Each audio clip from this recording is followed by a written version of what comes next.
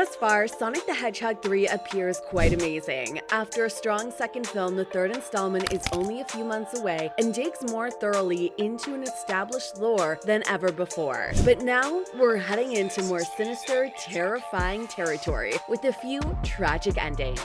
Shadow the Hedgehog, first teased at the end of the second film, will be played by Keanu Reeves in the upcoming film, which aims to repeat the origin story from Sonic Adventure 2. Although the introduction hinted at a few potentially shocking scenes, the third installment presents the ideal chance to push the boundaries. Hence, the film would do the unimaginable and delve deeper into a sinister plot and would gain my admiration and intensify the tension. My initial thought was that it would play fast and loose with the character, but the new trailer makes it seem like it's really focusing on the well-known Shadow and Maria plot. Maria is, for those who are unaware, the cousin of Maria Robotnik, who happens to be voiced by none other than Jim Carrey and who is also hinted at in the most recent trailer. Many Sonic works have included Maria's death in the comics and the Sonic X anime. It is a crucial point in Shadow's journey and depicted in the scariest possible way. The original Japanese dub and the English dub aren't the same though, as the English dub omits the gunshot. Now that Maria's passing might be shown to the largest audience possible, I'm really interested to see how it's handled because it doesn't really seem likely that Paramount will show the gun shooting a child. Although both of the live-action Sonic films have been rather lighthearted, Shadow's stories are where some of that edge from the early mid-2000s begins to show through.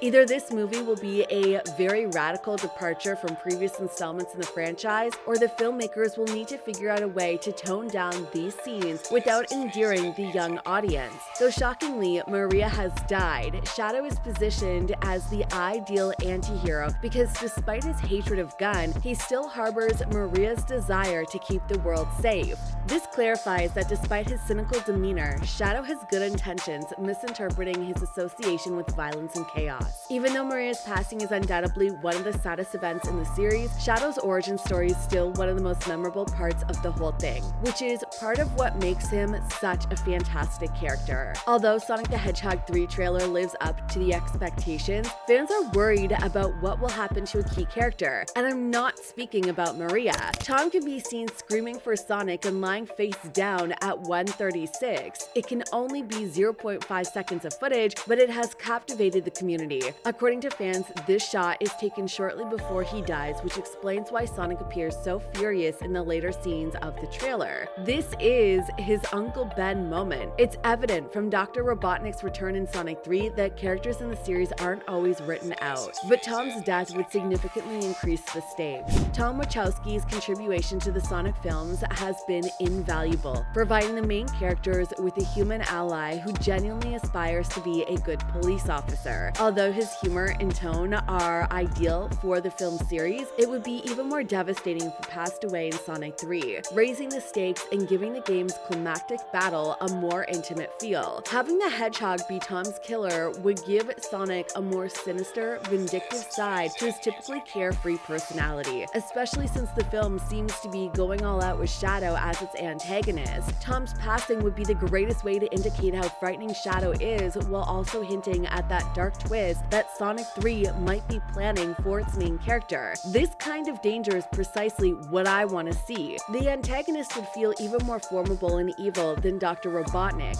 It could still be serious even without this moment, even though killing off Tom would make a huge statement about the gloomy tone of the movie. The story won't be entirely depressing because adding Shadow was always going to make it darker. Sonic 3 is still supposed to be a mostly lighthearted movie with some humorous moments despite the introduction of a new antagonist but with greater consequences. Even though I'm excited about Shadow's sinister schemes, I doubt that Sonic fans would go to the movies to witness a tragedy, and removing well-known characters runs the risk of making the audience overly sentimental. As the series develops, Sonic the Hedgehog's fanbase will expand and mature, but it's still primarily targeted at younger audiences, and Maria's death is already getting a bit too much. If Sonic 3 killed Tom and demonstrated that it's willing to go all out with Shadow's story, I would absolutely respect it, but I'm not sure that is totally necessary for this kind of franchise. Sonic the Hedgehog 3 will be as serious and captivating as it needs to be, provided it can provide an intimidating Shadow and compelling storyline for the protagonist. Sonic 3 may end up following the same path as Avengers Infinity War and Endgame, even if Tom doesn't survive. The sequel will likely see Sonic travel back in time to undo whatever happens in this film, probably drawing inspiration from Sonic's CD. In that scenario, Tom might not be the only one to pass away in this movie. If the movie follows Maria's story like we think it will, Shadow's ending might also be tragic. In Sonic Adventure 2, released in 2001, Shadow was initially presented as Sonic's evil opposite, but as time went on, it became clear that there were more to him than first glances. According to the game's backstory, Dr. Robotnik's grandfather genetically altered him in an attempt to heal his granddaughter Maria of a hereditary illness, and Shadow grew closer to her as a result. Additionally, he learned that he could perform chaos control, which allowed him to bend time by using the power of the Chaos Emerald. Shadow was placed in suspended animation by the government after they deemed him a threat, and Maria was killed by the military group Gun, and Gun begins with Dr. Robotnik finding and reawakening Shadow, who is furious with humanity for Maria's passing. The two join forces in an attempt to,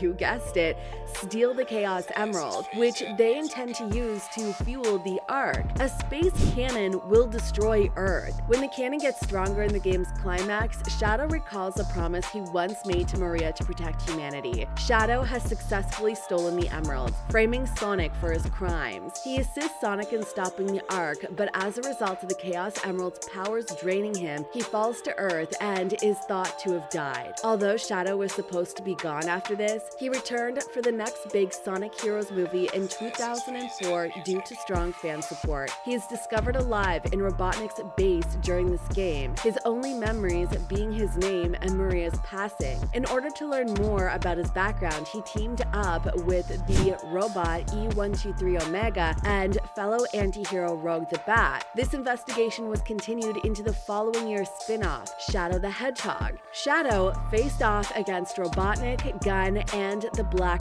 Doom, an extraterrestrial race in this game. Additional backstory disclosed that a portion of Shadow's creation came from Black Doom's blood, and the game concluded with Shadow taking his creators and setting his past behind him.